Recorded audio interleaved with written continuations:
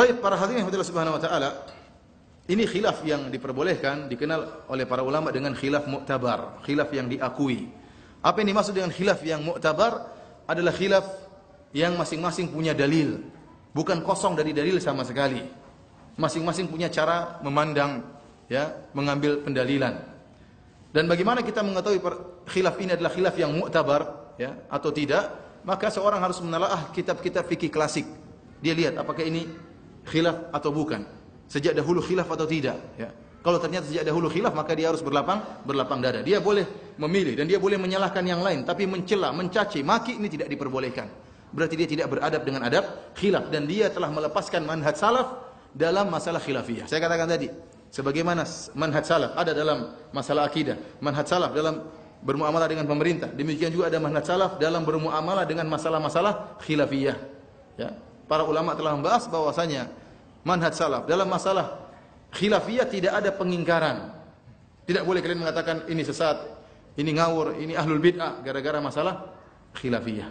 Gara-gara masalah khilafiyah.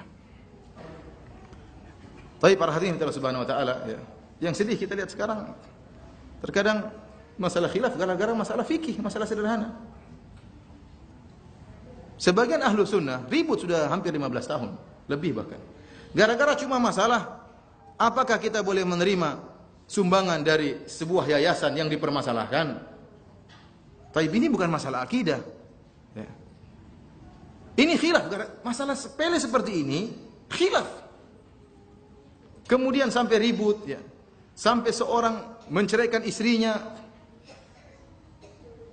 sampai seorang tidak bicara dengan bapaknya, sampai sahabat akhirnya terpisah gara-gara dua sahabat dahulu dekat, gara-gara yang satu berpendapat tidak boleh, satunya boleh, akhirnya ribut.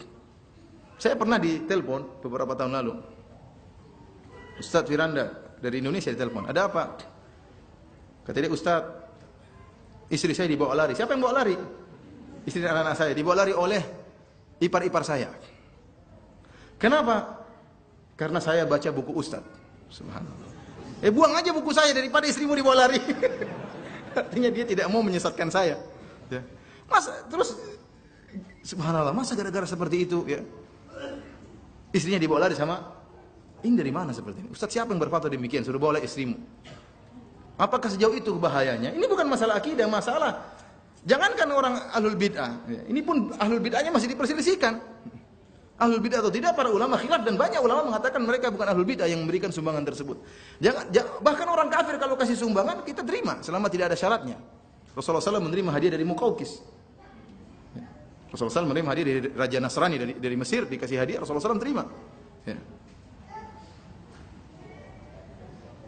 Dan ini pernah ditanyakan langsung kepada Syekh Shalih Al-Fauzan tentang masalah ini. Aneh maksud saya, kalau masalah sederhana seperti ini, khilaf sampai 15 tahun, sampai gontong-gontongkan, sampai sesat menyesatkan, ya. Bagaimana? Padahal akidahnya sama, ya. Cara metode ininya sama, tapi masalah gini tidak bisa terima, ya. Ini sebenarnya bukan masalah ilmiah, tapi masalah hati. Bukan masalah ilmiah, tapi masalah apa? Masalah hati.